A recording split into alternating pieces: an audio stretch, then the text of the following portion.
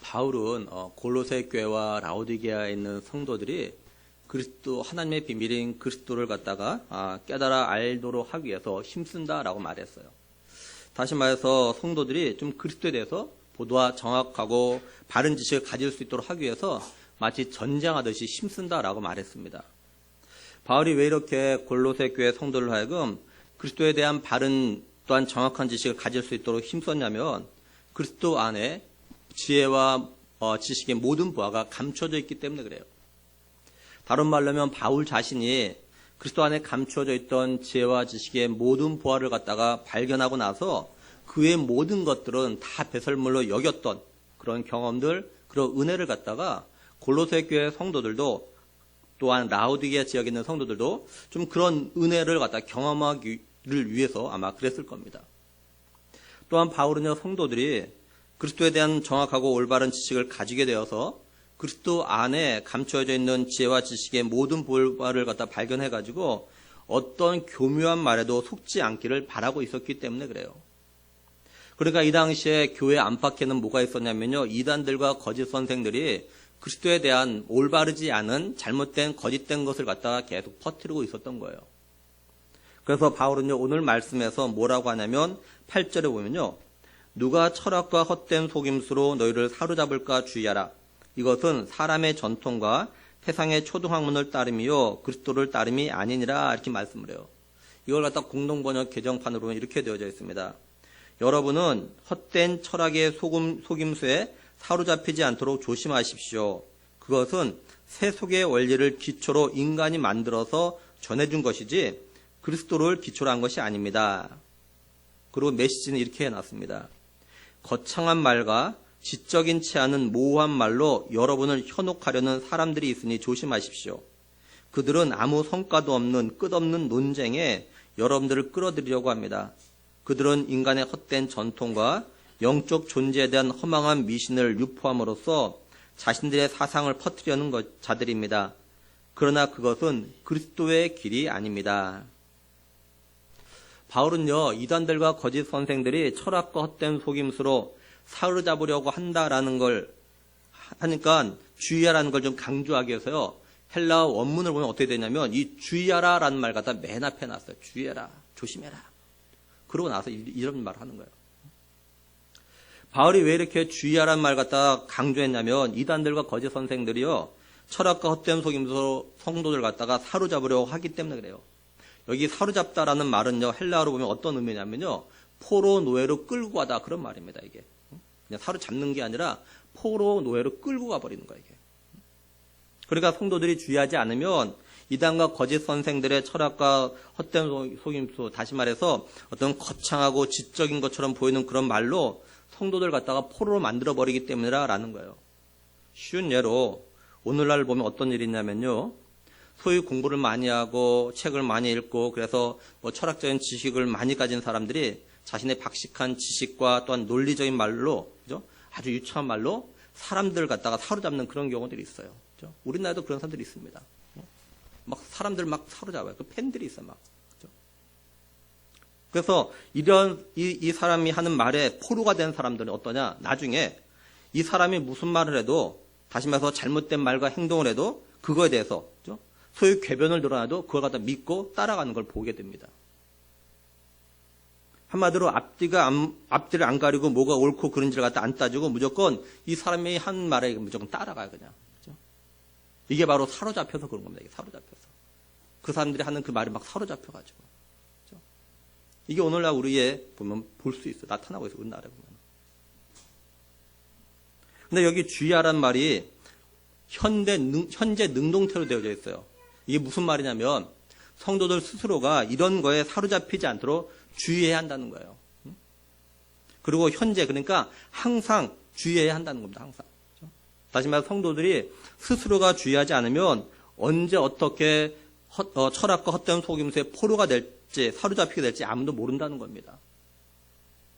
그리고 이건 누가 대신해서 주의해줘서 되는 일이 아니라는 거예요. 성도들 스스로가, 자기들 스스로가 이런 걸 주의해가지고 자신이 철학과 헛된 속임수에 포로가 되지 않도록 해야 한다는 거예요. 쉽게 말해서 부모나 또는 자녀가 또는 교회 목사나 다른 성도가 대신해서 이단들의 속임수에 넘어가지 않도록 항상 주의해 주지 못한다라는 거예요. 그렇죠? 바울이 이런 철학과 헛된 속임수에 포로가 되지 않도록, 노예가 되지 않도록 주의하라고 했던 이유가 있어요. 그게 뭐냐? 왜 그러냐? 이게, 그죠? 포로가 되면 이게 육적인 삶에만 영향을 끼치는 것이 아니라 영적인 삶, 믿음의 삶에도 영향을 끼치기 때문에 그래요. 그래서 8절 중반절을 다시 보면요. 이것은 사람의 전통과 세상의 초등학문을 따름이요. 그리스도를 따름이 아니니라 이렇게 말씀을 해요. 공동번역 개정판은요. 그것은 세속의 원리를 기초로 인간이 만들어서 전해준 것이지 그리스도를 기초로 한 것이 아닙니다. 이렇게 번역해놨어요. 여기 따르다라는 말은 헬라어로 보면 어떤 뜻이냐면요. 통해서 그런 말입니다. 그러니까 쉽게 정리하면요. 철학과 헛된 속임수는 그리스도를 통해서 나온 게 아니라 세상의 원리를 통해서 나온 거라는 거예요. 그래서 이런 것들이 성도들의 믿음의 삶과 영적인 삶에 그리 유익하지 않다라는 거예요. 그런데 사람들이, 심지어 성도들도 이런 걸 주의하지 않으면 속아서 그리스도를 따르지 않고 세상의 원리를 갖다가 따라서 살아가게 된다는 거예요. 그래서 잘 보면 어떤 일이 있냐면요. 교회를 다녀도 때로는 세례를 받고도 직분을 받아도요. 이런 철학과 헛된 속임수의 노예가 돼버린 사람들이 있어요. 보면 교회 안에 이런 사람들이 있습니다. 그래서 아무리 말씀을 들어도 세상적인 기준과 가치관을 중심으로 해서 늘 말하고 생각하고 판단하고 행동들 합니다. 보면. 그러니까 아무리 교회를 오래 다녀도 세례를 받고 직분을 받아도 그 사람이 하는 말과 행동들, 가치관과 관점을 보면요.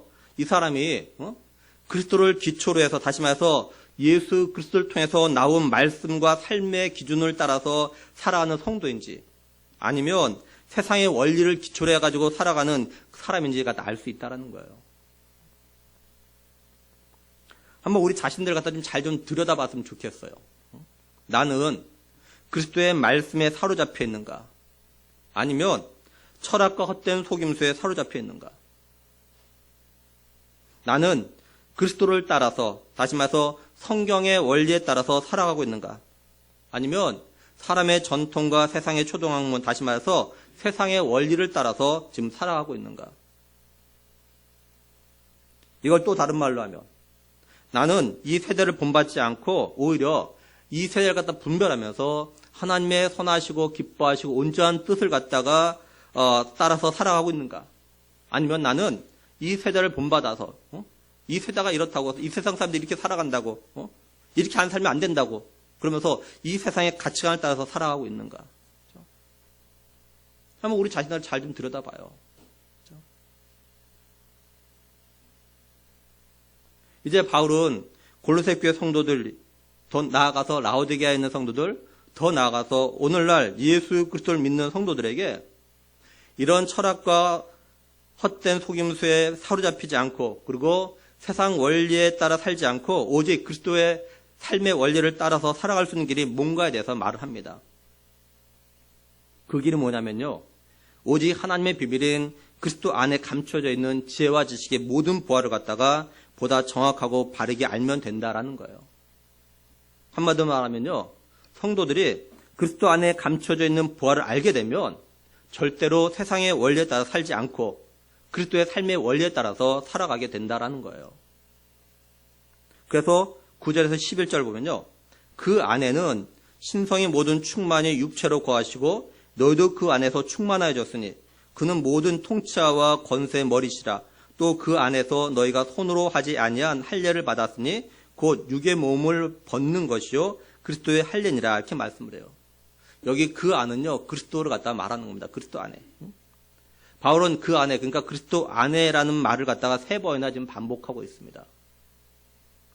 먼저 9절을 다시 보면요. 그 안에는 신성의 모든 충만이 육체로 거하시고 이렇게 말씀하죠.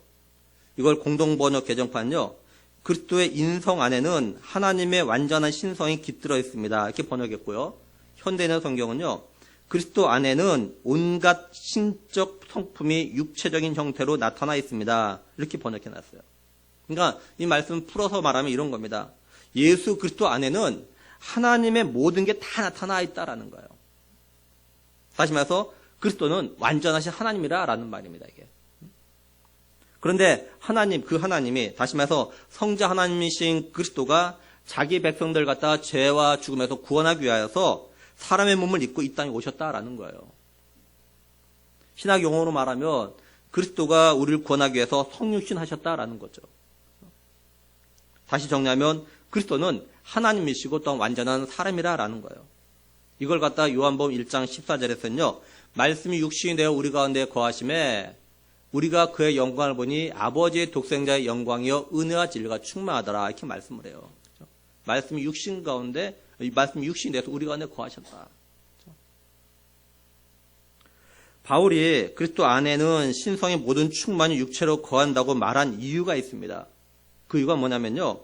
당시의 이단들과 거짓 선생들은 뭐라고 하냐면 그리스도가 사람이면서 하나님일 수 없다라는 거예요. 다시 말해서 세상의 원리, 세상의 철학으로는 신이라는 존재가 사람이 될 수가 없다라는 거죠. 솔직하게 또 쉽게 말해서 오늘 우리들도 그죠? 일반적이고 세상적인 어떤 그 생각으로 보면은요. 예수님의 자연 출생이 아닌 성령으로 말미암아 잉태되었다는 말을 갖다가 믿을 수가 없어요. 그죠? 어떻게 이게 가능한 거겠습니까? 우리가 세상적인 가치관과 어떤 세상 원리를 생각하면요. 이게 불가능하죠. 어떻게 성령을 어떻게 잉태됩니까? 다시 말해서 하나님이 사람의 몸을 통해서 태어났다는 건 믿을 수 있는 게 아니야, 이게. 근데 우리가 이걸 깨닫고 믿게 된 건 뭐예요? 하나님께서 우리에게 은혜로 주신 믿음으로 가능하게 되어진 거죠, 이게. 그죠? 결코 세상적인 원리에 따른 것이 아니에요, 우리가. 다음으로 10절을 다시 보면 너희도 그 안에서 충만해졌으니 이렇게 말씀을 해요. 현대인의 성경은요. 그리고 여러분도 그리스도 안에서 완전해졌습니다. 공동번역 개정판은요. 여러분도 그리스도와 하나가 됨으로써 완전에 이르게 됩니다. 이렇게 번역했어요. 그러니까 골로새 교회 성도들 나아가 모든 성도들이 그리스도를 믿음으로 그리스도와 하나가 됨으로써 그리스도 안에 충만하게 되었다는 거죠. 완전하게 되었다는 말이에요. 이게. 여기 충만해졌다 이 말은요. 보면은 완료형으로 됐어요. 완료형으로. 그러니까 무슨 말이냐면 우리 성도들이요. 그리스도를 갖다가 믿음으로 그리스도와 하나가 되기에 이미 충만해졌다라는 거예요. 이 충만이라는 헬라 단어가 어디에서 나온 거냐면요. 완벽, 부족함이 없는 이런 단어에서 나온 겁니다. 충만이라는. 그래서 뜻도 뭐냐면요. 완벽하다, 완전하다 이런 뜻이에요. 이게 충만이라는 단어가. 그리고 너희도 그 안에, 그러니까 그리스도 안에서 충만했다라는 말씀은요. 성도들이 그리스도 안에 있을 때 충만하다는 거죠. 만약에 그리스도 밖에 있다면 충만해질 수가 없고 또한 충만하지 않다라는 거예요. 그렇다면 충만하다란 말이 무슨 의미일까요? 다시 말해서 성도들이 그리스도 안에서 완전하다는 말이 무슨 뜻일까라는 겁니다. 이 말은 우리 성도들이 그리스도 안에만 있으면요. 하나님과의 관계에서 더 이상 부족한 게 아무것도 없다 이런 말입니다. 이게. 다른 말로 표현하면 우리들이 그리스도 안에만 있으면요. 죄를 용서받고 구원받는데 더 이상 필요한 게 없다라는 말이에요. 이게. 왜냐하면 그리스도 안에서 모든 것이 다 공급되기 때문에 그래요. 이걸 한마디로 표현한다면 오직 그리스도를 믿음으로 의롭다함을 받고 구원을 받는다 이렇게 말할 수 있죠. 이거에 더 이상 덧붙이거나 갖춰야 될 것이 없다는 거예요.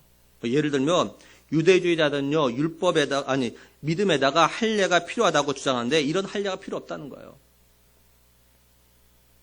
바울이 또 뭐라고 하냐면요 10절을 계속해서 보면요 그는 모든 통치자와 권세 머리시다 이렇게 말씀을 해요.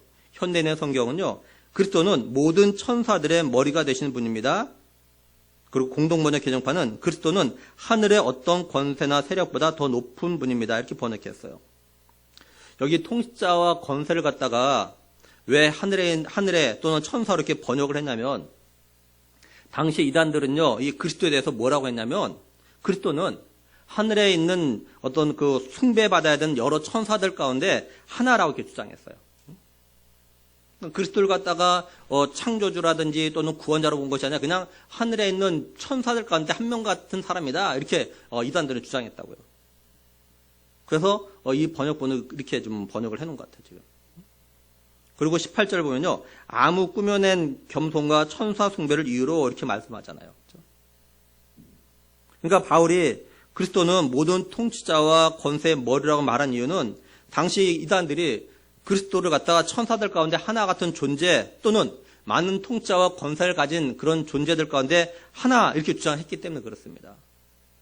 그래서 바울은 그리스도는 그런 존재와는 차원이 다르다. 오히려 그리스도는 그런 존재의 머리다 이렇게 말씀한 거예요. 여기 머리란 말은요, 헬라어로 보면 어떤 뜻이냐면요, 이렇게 주인 이런 말, 주인. 근데 이 헬라어로의 주인이라는 단어가 어디서 나온 거냐면 이렇게 잡는다라는 데서 나와, 잡는다. 그러니까 주인은 모든 종들을 갖다 잡고 있다는 거죠. 결국 그리스도가 모든 통치자들과 권세를 갖다가 다 잡고 계신 분이라는 겁니다. 결국 그리스도는 여러 통치자나 권세들 가운데 하나가 아니라라는 거예요. 쉽게 이런 예를 들면 어떨까 싶은데요. 세상에서 사람들은요, 4대 성인에 예수 그리스도 갖다 포함시키죠. 근데 결코 예수 그리스도는요, 세상에서 말하는 그런 4대 성인하고는 달라요. 그죠? 어쨌든 그리스도를 갖다 4대 성인이라고 말하는 표현으로 쓴다면, 그죠? 예수 그리스도는요, 이 성인이라는 존재들의 머리라는 거예요, 머리. 이러면 다 다스리고 있는 분이죠. 다음으로 11절 보면요. 또 그 안에서 너희가 손으로 하지 아니한 할례를 받았으니 곧 육의 몸을 벗는 것이요 그리스도의 할례니라 이렇게 말씀을 해요. 현대인의 성경으로는요. 여러분은 사람의 손으로 베푼 할례를 받은 것이 아니라 육적인 죄의 몸을 벗어버리는 그리스도의 할례를 받았습니다. 이렇게 해놨어요. 바울이 지금 할례라는 말을 사용하는 걸 보면 당시 유대주의자들 때문에 이 말을 갖다 하고 있다는 걸 알 수가 있죠. 당시 유대주의자 율법주의자들은요. 뭘 했냐면 계속 할례를 받아야 된다 이걸 갖다 주장했어요. 이스라엘 백성들이 할례를 갖다가 시작하게 된 거는 하나님께서 아브라함과 그의 자손들에게 약속의 자손이라는 표시로 이렇게 할례를 행하라고 하셨기 때문에 그래요. 창세기 17장 9절 10절 보면요. 하나님이 또 아브라함에게 이르시되 그런즉 너는 내 언약을 지키고 내 후손도 대대로 지키라. 너희 중 남자는 다 할례를 받으라. 이것이 나와 너희와 너희 후손 사이에 지킬 내 언약이니라. 그 14절에는 할례를 받지 아니한 남자는 곧 포피를 베지 아니한 자는 백성 중에서 끊어지리니 그가 내 언약을 배반하였습니다. 이렇게 말씀을 해요. 그래서 이 유대주의자 율법주의자들은요 이걸 근거로 해가지고 하나님의 백성이 되려면 믿음으로만 되는 것이 아니라 반드시 할례를 갖다가 받아야 한다. 그래서 이걸 갖다 막 주장했던 거예요. 계속.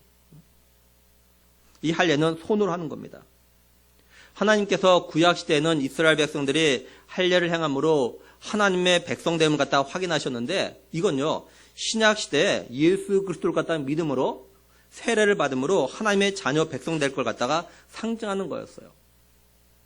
그래서 신약이 와서는요 다시 말해서 예수 그리스도께서 십자가에서 자기 백성들의 죄를 대신해서 피 흘려 죽으심으로 그죠? 다 구속하신 이후에는요 예수 그리스도를 믿는 사람들은 할례를 받지 않았습니다.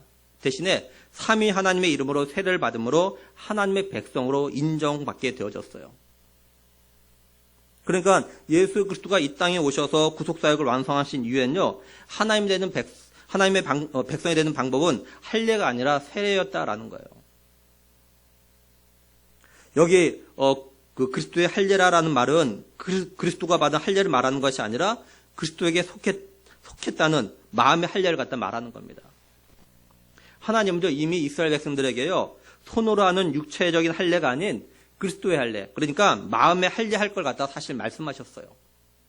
신명기 10장 16절 보면요 그러므로 너희는 마음의 할례를 행하고 또 신명기 30장 6절에요 내 하나님 여호와께서 내 마음과 내 자손의 마음의 할례를 베푸사.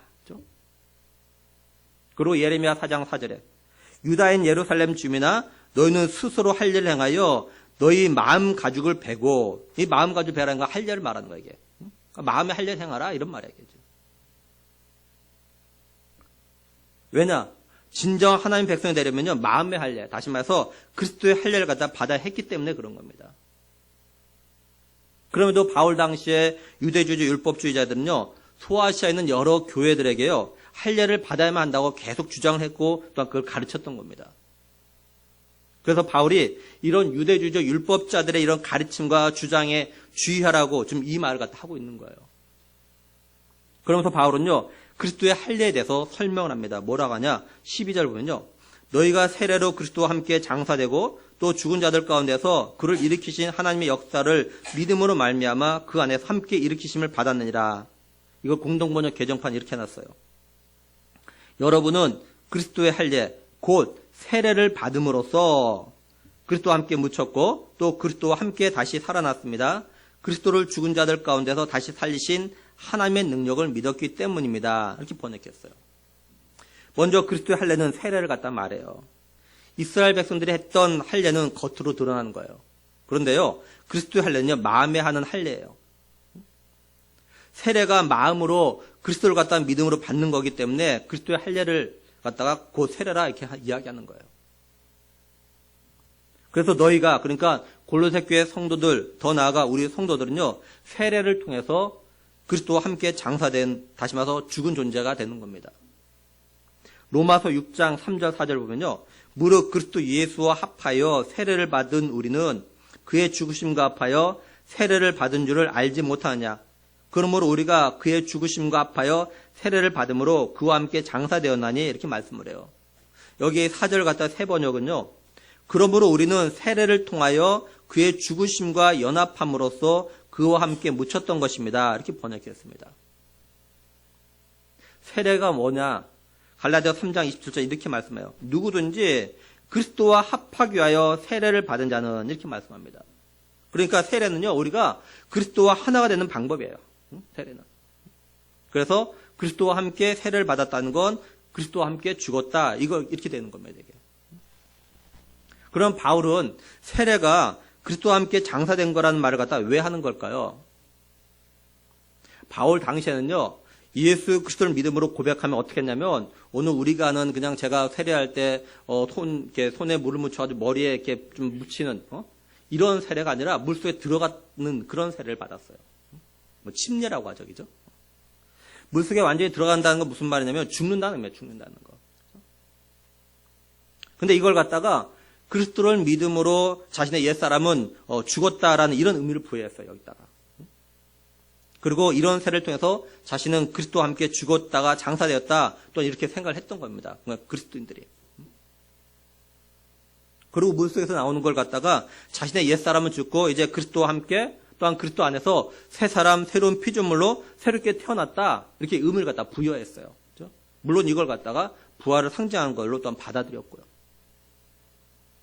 그러니까 이 당시에 세례는 물속에 들어갔다 나왔고, 또한 이런 세례에 자신의 죽음과 부활을 믿는다는 의미로 이것 다 의미 부여가 했던 겁니다.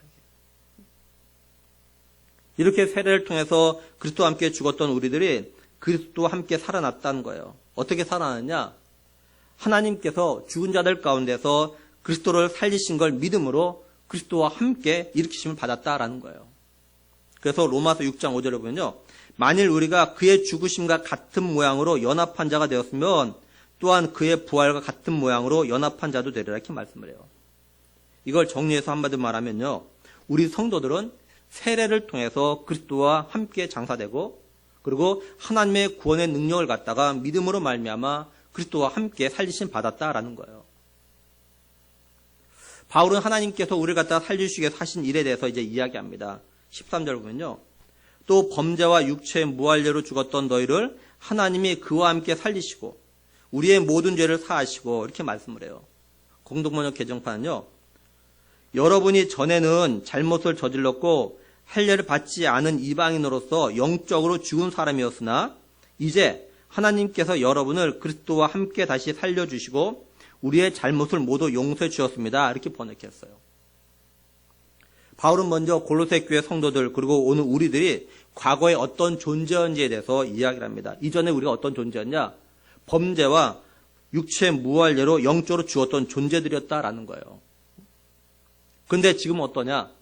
하나님께서 그리스도와 함께 살려주셨고 또한 우리의 모든 죄를 갖다가 용서해 주셨다라는 겁니다. 에베소서 2장 5절에 보면 허물로 죽은 우리를 그리스도와 함께 살리셨고 너희는 은혜로 구원을 받은 것이다, 이렇게 말씀이죠. 그러니까 그리스도와 함께 세례를 통해서 죽었는데 하나님께서 그리스도와 함께 살리신 성도들은요, 이제 완전히 새로운 사람이 되었다는 거예요. 이게 하나님의 은혜라는 거죠. 다시 말해서 죄와 허물로 말미암아 영적으로 죽었던 우리들이요, 그리스도와 함께 살리심을 갖다 받은 건 결코 우리의 행함이나 의로움 때문이 아니라는 겁니다. 오로지 하나님께서 우리에게 베푸신 은혜 때문이라는 거예요. 그러면 하나님이 우리에게 베푸신 은혜, 다시 말해서 그리스도와 함께 우리를 갖다 살리시고 우리의 모든 죄를 갖다 어떻게 용서해 주셨을까요? 14절 보면요. 우리를 거스르고 불리하게 하는 법조문으로 쓴 증서를 지우시고 제하여 버리사 십자가에 못 박으시고 이렇게 말씀을 해요. 새 번역으로 보면요. 하나님께서는 우리에게 불리한 조문들이 들어있는 빛 문서를 지워버리시고 그것을 십자가에 못 박으셔서 우리 가운데서 제거해 버리셨습니다. 그리고 새 메시지는 여러분의 모든 죄가 용서받았고 여러분의 이력이 깨끗해졌으며 여러분을 체포하기 위해 발부되었던 구속영장이 취소되어 그리스도의 십자가에 못 박혔습니다. 이렇게 되어져 있어요. 쉽게 말하면 이런 거예요. 율법이 없으면 죄가 없습니다. 다시 말해서 아무리 잘못하고 죄를 지어도요. 그거에 대한 그 법조문이 없으면요. 그 잘못과 죄에 대해서 벌을 내릴 수가 없어요. 그래서 오늘날도 자꾸 법을 만들어내는 겁니다. 사람들이 죄를 짓고 했어요. 근데 그걸 갖다 벌을 내려 보니까 법 조문이 없어. 어떻게 벌을 내릴 방법이 없는 거야, 이게. 분명히 잘못했어. 이거 옳지 않은 거예요. 근데 어떻게 할 방법이 없으니까 거기에 맞는 법을 만들어내는 거야, 이렇게 만들어내는 거야. 그러니까 우리들이 율법을 통해서 뭘 잘못했고 죄를 지었다는 게 드러나는 거예요. 율법을 통해서. 근데 우리 사람들이요. 율법을 안 어기고 다시 말해서 죄를 안 짓고 살 수가 없다라는 거죠. 사실은. 그렇죠? 쉽게 말해서 오늘 우리들이요. 지금까지 교도소에 한 번도 안 가고 또 경찰서에 붙잡혀간 적이 없다 하더라도요. 우리가 사실 죄와 잘못이 하나도 없다는 말이 아니에요. 그렇죠? 한 예로 그죠? 법으로는 횡단보도가 아닌 곳을 건너면요, 그건 죄입니다. 그렇죠? 그렇게 되어져 있어요. 그걸 운전할 때 신호를 안 지킨다든가, 또는 불법으로 차선 변경한다든가 이런 것도요, 단속에 걸리든 안 걸리든요, 이건 법을 어긴 겁니다, 이게. 그렇죠? 또 길거리에 휴지나 또는 쓰레기를 버리는 거, 이것도 법에 보면요, 이게 걸리게 되어져 있어요. 이 법으로는 잘못입니다, 이게. 그렇죠? 단지 누가 단속을 안 했고, 그죠? 거기에 대해서 누가 말하지 않아서 그런 거지. 사실 법으로 보면요, 우리가 다 죄를 지은 거야, 이게 사실 이게. 근데 사실 지금까지 살아오면서, 운전하면서, 그죠? 이런 거 완벽하게 지킨 사람이 아마 없을 거예요, 제가 볼 때는.